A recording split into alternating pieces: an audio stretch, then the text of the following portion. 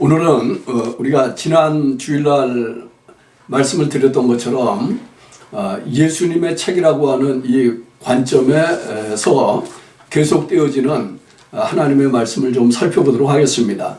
특별히 오늘은 이제 사도행전 2장 22절에서 36절까지 나오는 좀 본문이 긴 이 말씀을 통해서 어떻게 오순절 성령이 임하고 난 다음에 제자들은 구약에 나오는 모든 말씀들을 예수님 중심으로 예수님의 책으로 이해를 할 수 있는 사람들이 되었는지 살펴보도록 하겠는데요.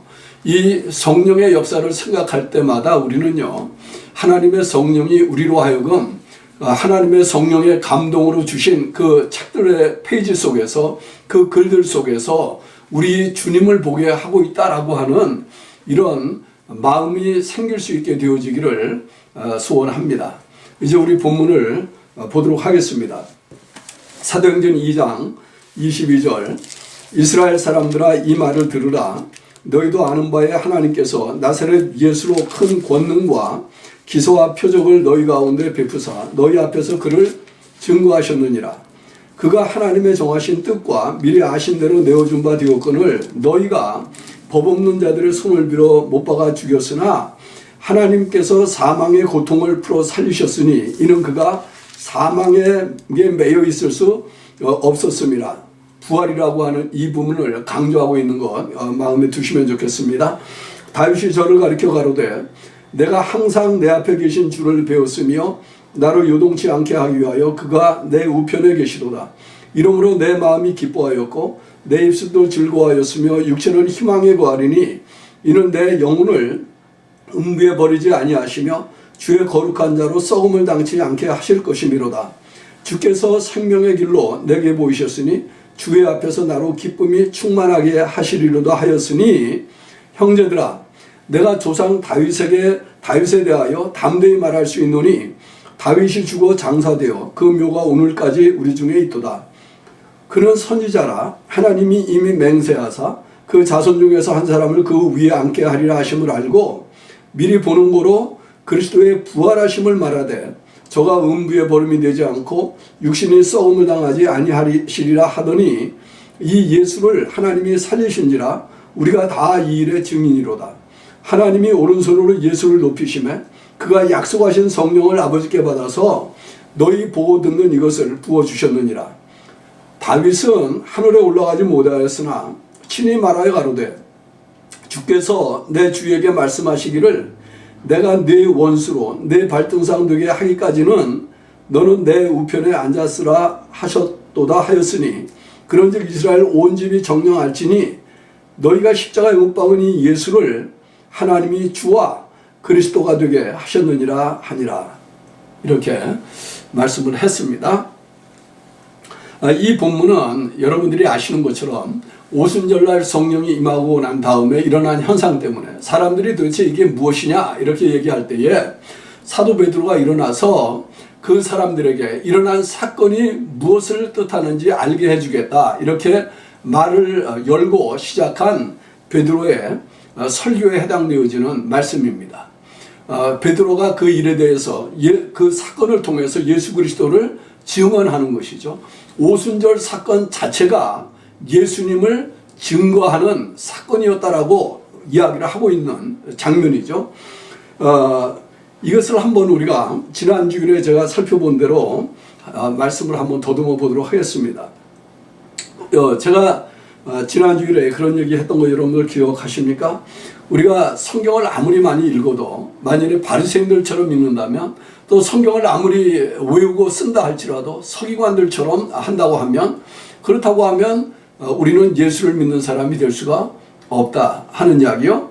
그것은 왜냐하면 성경을 읽을 때 하나님의 말씀을 쓸 때에 하나님의 성령께서 이 성경을 통해서 우리에게 주시려고 하는 예수 그리스도를 통한 또 예수님을 볼 수 있는 이 믿음을 이 눈을 열어주시지 않으면 그러면 예수님을 바르게 믿을 수도 없고 또 하나님을 바르게 예배하며 하나님을 즐거워하며 살 수도 없게 되기 때문이라고 하는 말씀을 드렸습니다. 그래서 이 예수 그리스도의 책이라고 하는 이 관점을 이해하지 못하면 우리가 믿음 생활을 아무리 열심히 하려고 한다 할지라도 그 가운데 무엇인가 하나님 앞에서 좀 모자라는 것이 있을 수 있다라고 하는 이 경고의 메시지 한번 여러분들이 생각해 볼 수 있게 되기를 바라는데요. 오늘은 이 오순절 사건을 통해서 이 사도 베드로가 구약에 나오는 이미 하나님의 말씀이죠.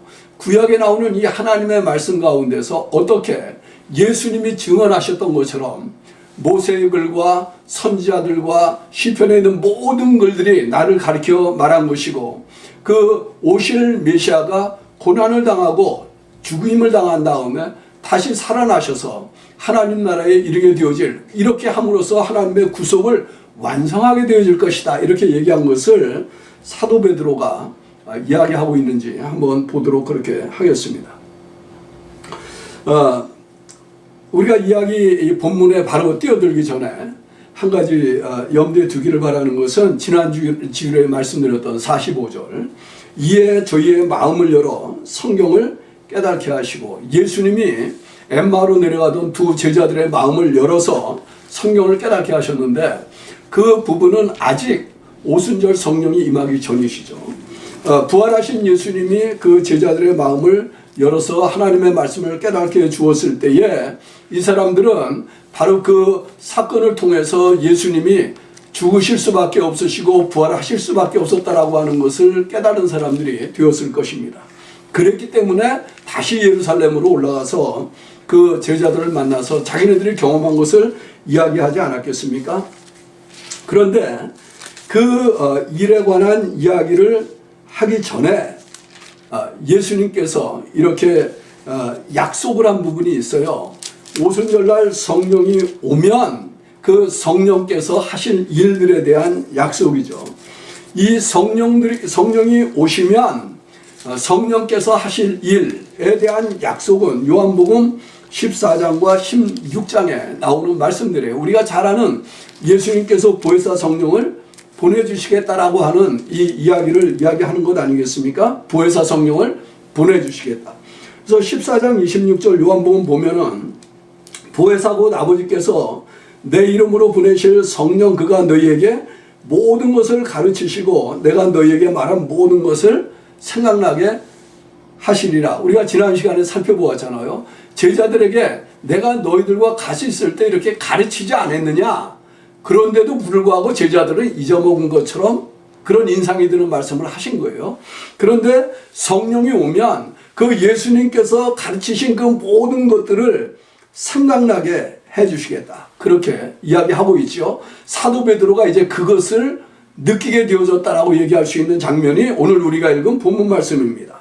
16장 12절 이하의 말씀에도 이렇게 이야기하고 있습니다. 내가 아직도 너희에게 이를 것이 많으나 지금은 너희가 감당치 못하리라. 그러나 진리의 성령이 오시면 그가 너희를 모든 진리 가운데로 인도하시리니 그가 자의로 말하지 않고 오직 듣는 것을 말하시며 장래일을 너희에게 알리시리라. 그 진리의 영 성령을 얘기하시죠. 그가 내 영광을 나타내리니 내 것을 가지고 너희에게 알리겠다.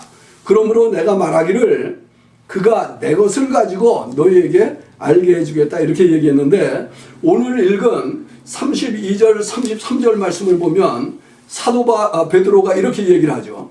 이 예수를 하나님이 살리신지로다 우리가 다 이 일의 증인이로다 그렇게 얘기하면서 하나님이 오른손으로 예수를 높이심에 그가 약속하신 성령을 아버지께 받아서 너희가 보고 듣는 이것을 부어주셨다. 그 말이 무슨 말입니까? 보혜사 성령이 오셨다. 주님이 약속하신 성령이 오셨는데 오순절날 그 성령이 임하고 나니까 그때 비로소 사도 베드로는 그때 정말 예수님이 어떤 분이었었나 예수님이 가르치셨던 것들이 무엇이었나 하는 것을 명확하게 볼 수 있게 되어진 거예요. 그래서 22절에 말할 때 이렇게 얘기합니다. 이스라엘 사람들아 이 말을 들으라. 너희도 아는 바에 하나님께서 나사렛 예수로 큰 권능과 기사와 표적을 너희 가운데 베푸사 너희 앞에서 그를 증거했다는 말이 무슨 말이냐면 너희가 기다리고 고대하던 그 메시아가 예수님이라고 하는 것을 다름 아닌 하나님 아버지께서 그렇게 증거해 주셨는데도 너희들은 그 예수님을 구세주로 메시아로 믿지 않고 오히려 그를 십자가에 달아 죽이는 일을 하지 않았느냐, 이렇게 얘기하시는 거예요. 그렇지 않습니까? 23절에 그런데 그것도 그냥 되어진 것은 물론 아니고요. 그가 하나님의 정하신 뜻과 미리 아신 대로 내어준 바 되었거늘 너희는 법 없는 자들의 손을 빌어서 못 박아 죽였으나 하나님께서 사망의 고통을 풀어 살리셨으니 이는 그가 사망에게 매여 있을 수 없었음이라. 우리가 지난 주일에 예수님께서 자기의 부활에 관한 이야기 하셨었고 그 부활한 자기 자신을 제자들에게 보여주기 위해서 생선 것을 나게 달라라고 얘기까지 하셨던 거 기억하시죠?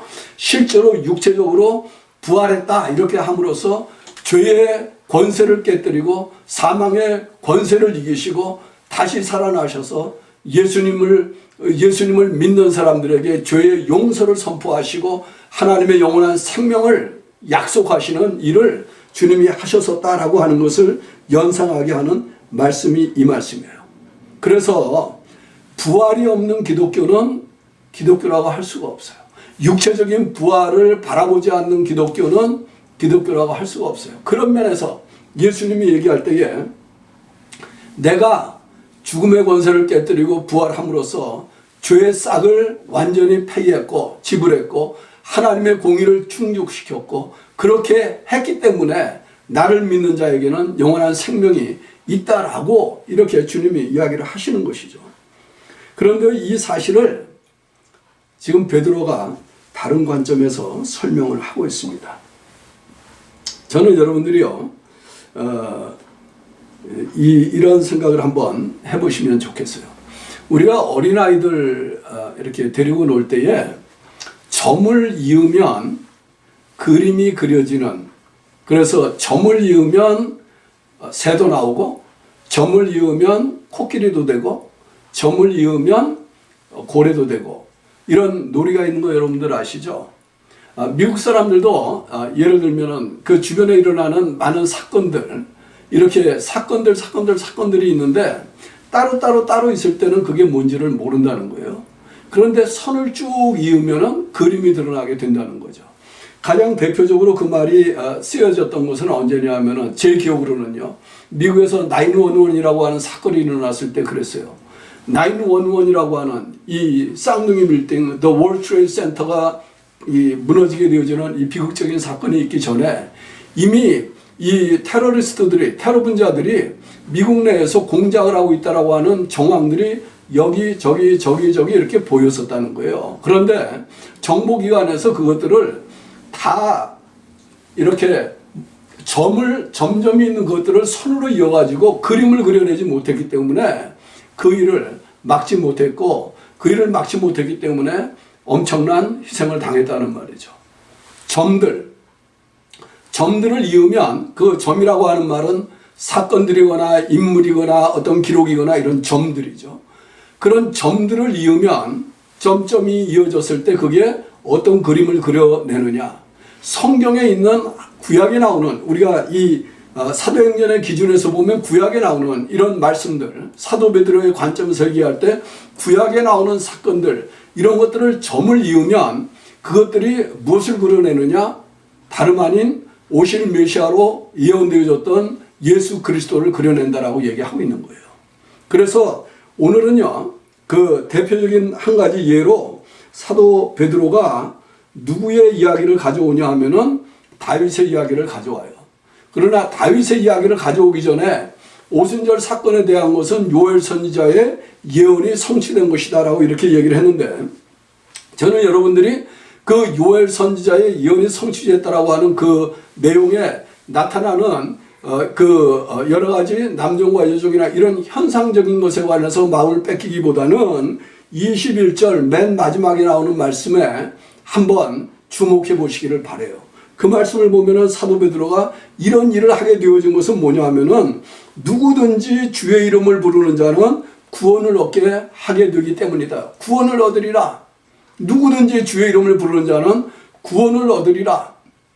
그것을 가능하게 하는 사건, 그 주라고 하는 여호와라고 하는 예수님이라고 하는 이 주의 이름을 부르는 일을 가능하게 하는 일을 위해서 오순절날 성령을 부어주시는 일이 있었다는 거예요. 왜냐하면 구약의 말씀이 없기 때문에 메시아가 안 보이는 게 아니고, 점들이 있고 선을 이으면 메시아가 보이지만은 그럼에도 불구하고 그 메시아를 볼 수 없기 때문에 볼 수 있도록 만들어주기 위해서 오순절날 성령을 내려주셨다는 거거든요. 그리고 베드로는 자기 자신이 지금 그 작업을 하고 있는 거예요. 그래서 한번 보십시다.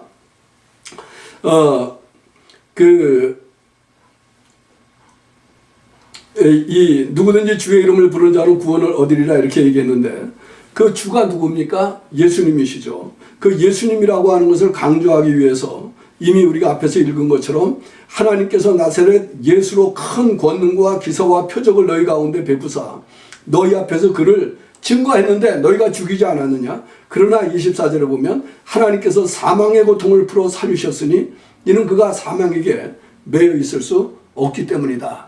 예수님의 부활에 쫙 초점을 맞추고 사도 베드로가 예수님이야말로 하나님이 이 땅에 보내신 메시아였고, 하나님이 많은 기적과 표적을 통해서 그가 메시아라고 하는 것을 증거했었는데 너희들 그를 믿지 않지 않았느냐? 이렇게 어떤 의미에서는 그 앞에 있는 청년들을 책망하는 말을 한 것이죠. 물론 이것 때문에 그들이 회개를 합니다만은, 이 하나님의 성령이 예수님께서 메시아라고 하는 것을 증명해주고 그것을 알 수 있게 해주시고, 또 아버지 하나님께서 그 일을 증거했다. 그렇기 때문에 마지막 그 36절의 말씀을 보면은 결론적으로 사도 베드로는 이렇게 선언을 해요. 그런즉 이스라엘 온 집이 정령이 알지니 너희가 십자가에 못 박은 이 예수를 하나님이 주와 그리스도가 되게 하셨다. 이 사실을 통해서 이 사도 베드로는 예수님이 유일한 구세주였는데 너희들이 이 유일한 구세주를 배척하고 믿지 않지 않았느냐, 이렇게 아주 매섭게 책망을 한 것이죠. 물론 이 책망의 덕분에 거기에 있었던 사람들은 회개하고 예수님을 구주로 영접하게 되어지는 은혜를 누리게 되어집니다. 그런데 이 베드로는 이 사실, 예수님께서 부활하실 수밖에 없었다라고 하는 이 사실을 어떻게 증명해냅니까? 다윗의 이야기를 통해서 증명해내요. 그래서 거기 보면 이렇게 이야기를 합니다. 25절에 여러분들이 가지고 있는 그 말씀 보면 25절에서 28절까지 나오는 다윗의 이야기는 점에 해당이 돼요. 점. 다윗이 저를 가리켜 가로되 내가 항상 내 앞에 계신 주를 배웠으며 나로 요동치 않게 하기 위하여 그가 내 우편에 계시도다. 이러므로 내 마음이 기뻐하였고 내 입술도 즐거워하였으며 육체는 희망에 거하리니 이는 내 영혼을 음비해 버리지 아니하시며 주의 거룩한 자로 썩음을 당치 않게 하실 것이니로다. 이는 내 영혼을 어디에 버리지 않습니까? 음비해 버리지 아니하시며 주의 거룩한 자로 무엇을 보지 않게 해요? 썩음을 당치 않게 하실 것이니로다. 죽지 않겠다는 말이잖아요. 주께서 생명의 길로 내게 보이셨으니 주의 앞에서 나로 기쁨이 충만하게 하시리로다. 하였으니 그랬어요. 하였으니. 왜냐하면은 이 말씀은 어디에 나오는 거냐면 그 작구적인 인용은 아니지만 시편 16편에 있는 말씀을 다윗이 시편 16편에서 이야기하고 있는 것을 인용해온 말씀이에요. 그래서 시편 16편을 제가 한번 읽으면 이렇게 되어 있습니다. 내가 여호와를 항상 내 앞에 모시며 그가 내 우편에 계심으로 내가 요동치 아니하리로다. 이러므로 내 마음이 기쁘고 내 영광도 즐거워하며 내 육체도 안전히 거하리니 이는 내 영혼을 음부에 버리지 아니하시며 주의 거룩한 자로 썩지 않게 하실 것임이니이다. 주께서 생명의 길로 내게 보이시리니 주의 앞에는 기쁨이 충만하고 주의 우편에는 영원한 즐거움이 있나이다. 그렇게 얘기를 했어요. 거의 작구적으로 같다고 할 만큼 그렇게 인용을 하고 있는데, 그리고 나온 다음에 이게 하나의 점이라고 하면 사도 베드로가 그 다음에 무엇을 얘기하냐면은 29절 이하에 나오는 말씀은 팩트 체크예요. 일종의 오늘날 우리 사람들이 좋아하는 팩트 체크를 하면서 그것에 대한 설명을 해요. 팩트 체크를 하면서 설명을 하는 이 작업이 뭐냐면은 선을 긋는 작업이에요. 그림이 그려지도록 선을 긋는 작업이에요. 그래서 29절에 보면 이렇게 얘기합니다.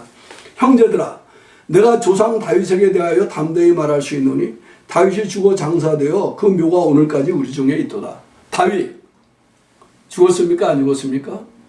묘가 있습니까? 없습니까? 사무엘 선지자가 다윗이 죽어서 장사되었다라고 기록을 하고 있거든요. 묘가 있어요. 그러면은 다윗이 썩었겠습니까? 안 썩었겠습니까? 다윗이 부활한 게 아니거든요. 다윗이 부활한 게 아니에요. 그러면 이게 도대체 뭐냐?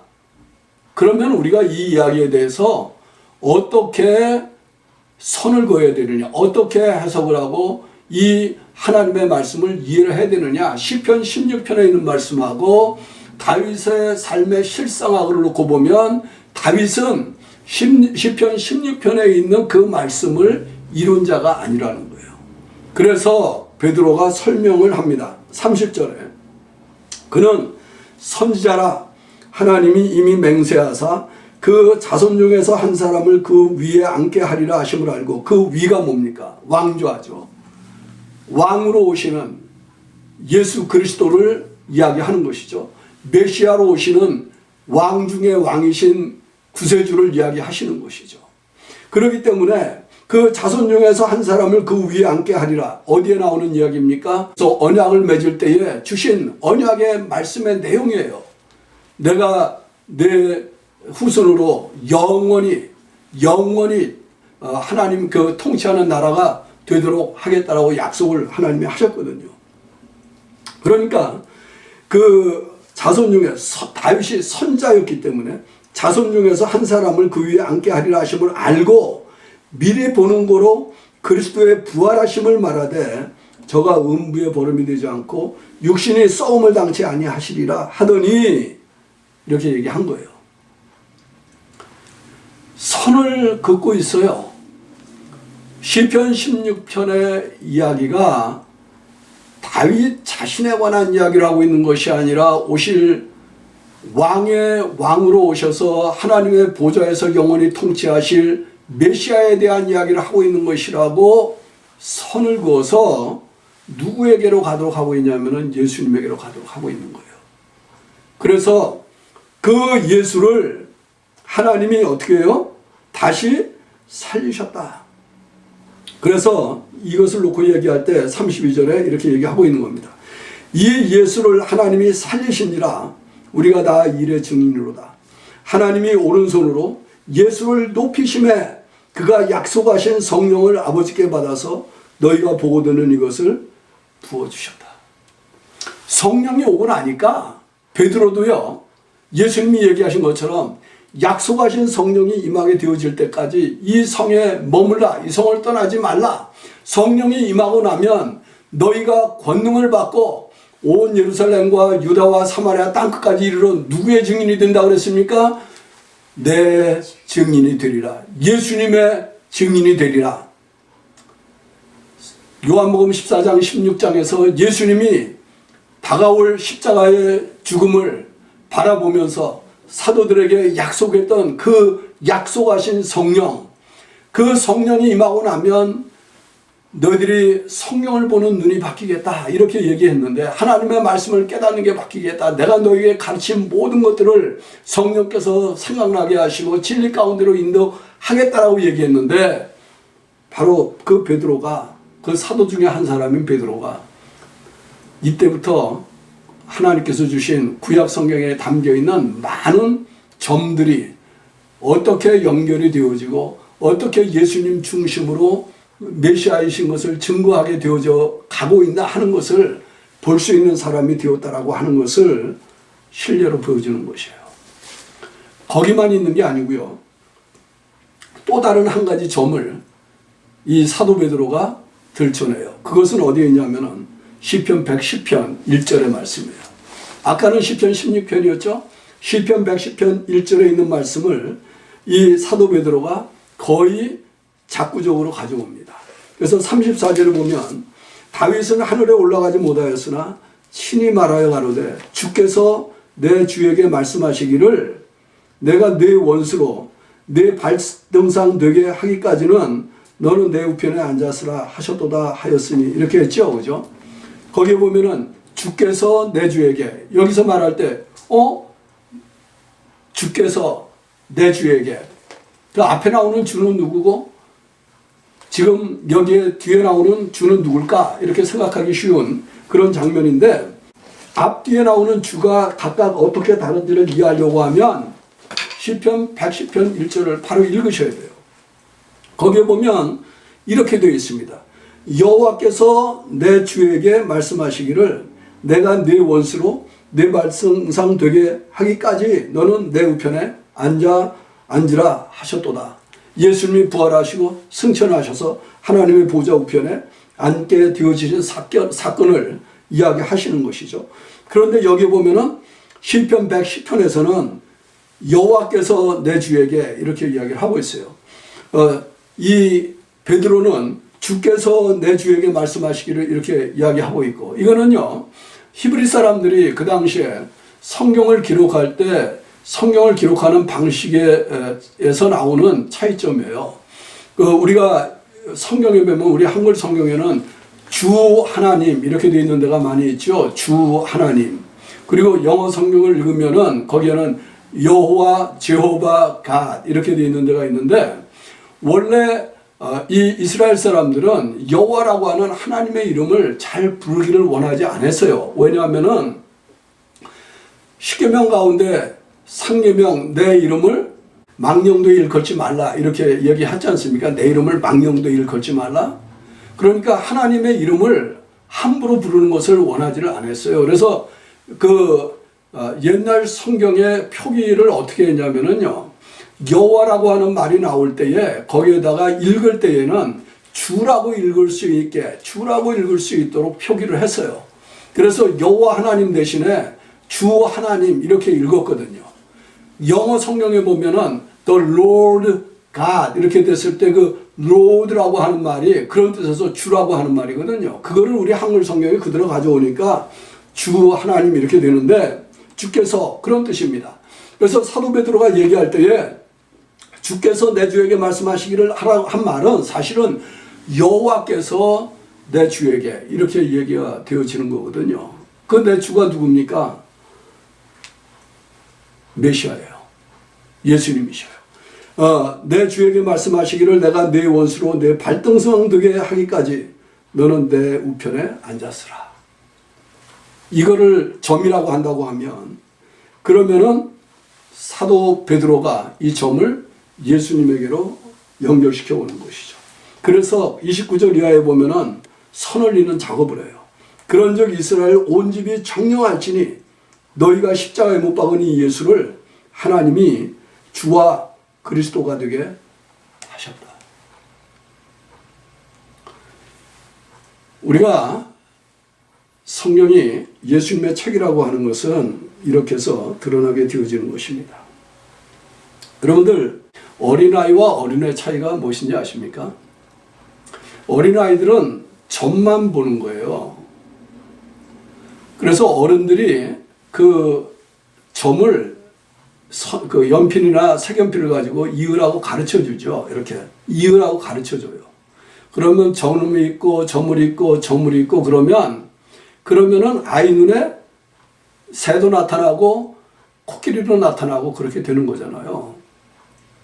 아이들 눈에는 점만 보이는 거예요. 이게 뭔지 안 보여요. 그런데 그 점을 찍어 놓은 어른들이 보면 점만 보고도 이게 새인지 이게 생선인지 아니면 고래인지 점만 보고도 어른들은 알잖아요. 점만 보고도. 우리가 오순절 성령 사건을 놓고 얘기할 때 오순절 성령 사건은 바로 사도들에게 어린아이처럼 흩어져 있는 많은 구약의 이야기들 속에 담겨있는 예수님 그 사건들 인물들 사건들 속에서 점만 보았다는 뜻이에요. 그분들이. 서기관들 바리새인들이 예수 그리스도를 볼 수 없었던 것은 점만 보았기 때문에 그런 거예요. 성령은요. 그 사람들의 지각을 변화시켜서 선을 잇고 그림을 볼 수 있게 만들어준 거예요. 베드로가 오순절 이후에 사도들의 변화를 이야기할 때 하나님의 말씀을 깨달아 할 때에 예수 그리스도 중심의 책으로 볼 수 있도록 새로운 세계가 열린 것을 알게 되어진 거예요. 성령이 하시는 일은 그 일을 하시는 거예요. 성령은 우리로 하여금 점을 보게 하는 게 아니라 점만 보게 하는 게 아니라 선을 이을 수 있는 능력을 갖게 해주시는 거예요. 여러분들이 사도행전을 계속 읽어나가면 3장에 가면 베드로가 그 성전 명문에서 안진병이를 일으킨 사건이 나오죠. 그 일에 대해서 이야기할 때도 그 예수님을 증거하면서 그때는 뭐라고 얘기하냐면요, 모세의 이야기를 빌려와요. 나와 같은 선지자 하나를 일으키겠다라고 한 모세의 글을 가져와요. 다윗의 글을 가지고 얘기하는 게 아니라 모세의 글에서 예수 그리스도를 증거할 수 있는 사람이 되어지는 것이죠. 제가 이렇게 예화 하나 들고 말씀을 맺겠습니다. 어저께 아침이었네요. 우리 친구 목사님하고 또 우리 집사람과 같이 우리 부부들끼리 앉아서 아침 식사를 같이 했는데 얘기 가운데 그 친구 목사님이 여러 동료 목사님들과 만나서 이야기하는 중에 복에 대한 이야기를 많이 했다고 그래요. 많이 긴 이야기 이렇게 거두절미하면 이런 거예요. 도대체 예수를 믿는 우리가 복을 받는다라고 하는 게 뭐냐? 만일에요, 복이라고 하는, 성경에 나오는 이 복이라고 하는 말을 우리 한국 문화적인 이런 축복의 개념으로만 이해하려고 하면 굉장히 어렵습니다. 문화적으로 맞지 않습니다. 그러니까 하나님 앞에 기도할 때도 우리가 하나님 우리를 축복해 주십시오라고 하는 말이 성경적이겠냐? 축이라고 하는 말은 기원한다는 말인데 하나님이 우리에게 복을 주시도록 기원하시는 분이냐, 아니면 하나님이 우리에게 복을 주시는 분이냐? 우리는 하나님에게 기도할 때 하나님 우리에게 복을 주십시오 이렇게 해야 되지, 하나님 우리가 복을 받도록 기도해 주십시오 이렇게 할 수는 없지 않느냐, 뭐 이런 이야기들을 주고받고 했어요. 그 얘기 끝에 제가 이런 얘기 했습니다. 복이라고 하는 개념이 다른 표현으로 얘기했지만 복이라고 하는 것은 그런 의미에서의 하나의 점이에요. 말과 짝을 짓고 있는 것은 저주라고 하는 말입니다. 이것도 하나의 점이에요. 이 두 점을 연결하면 복과 저주가 되겠죠. 그런데 성경에 나오는 저주라고 하는 말에 그 점을 찾아서 선을 이으면 누구에게까지 가서 닿냐 하면은 십자가에 달려 죽으셨던 예수님에게까지 가서 닿아요. 나무에 달린 자들마다 다 저주를 받은 자라 할지라 그렇게 했지 않습니까? 그러면은 우리는 이 복과 저주라고 하는 말 속에서 그리스도를 볼 수 있게 되어져요. 왜 예수님이 십자가에 달려 죽으셨느냐? 저주받은 자가 되어서 십자가에 달려 죽으실 수밖에 없었느냐? 저주 아래에 있는 우리들의 허물과 죄악을 용서하시고 구원하셔서 우리로 하여금 하나님의 구원의 복에 들어가도록 하기 위해서 그렇게 하신 거예요. 예수를 믿는 우리가 말하는 복은 영원한 생명의 복이에요. 하나님께서 죄로 인해서 사람들을 저주하게 했던, 저주 아래 거하게 했던 이 저주로부터 완전히 해방되어진 생명의 은총에 들어간 삶을, 영원한 생명을 노래할 수 있는 삶을 살게 해주신 것이 그게 복이에요. 그래서 예수님이 복의 근원이에요. 아브라함을 놓고 얘기할 때 복의 근원이더라고 얘기한 그 한 가지 이야기가, 그 사건이 점이라면 예수 그리스도가 그 속에서 보여질 수 있어야 된다는 말이죠. 저는 이 한 주간을 지나가면서 여러분들이 성경 말씀 토초에 깔려있는 이 점들을 보면서 예수 그리스도를 그려낼 수 있는 선들이 어디에 있는지를 찾아볼 수 있는 즐거운 퍼즐 맞추기를 하시면서 지낼 수 있게 되기를 바라요. 얼마나 감사할 일입니까? 얼마나 우리가 주님의 은혜를 노래할 만한 일입니까? 하나님께서 구약에만 그 이야기를 담아놓은 게 아니라 신약 전반에도 깔아놓고 있는데 이 점들 속에서 그려지는 그림이, 우리는 점만 보는 게 아니라, 이게 모지가 아니라 이어지는 선 속에서 예수 그리스도의 구원을 노래하고 찬양하고 하나님 앞에 정말 감사하는 마음으로 나갈 수 있는 그런 그리스도인으로 살게 되어지기를 주님의 이름으로 축원합니다.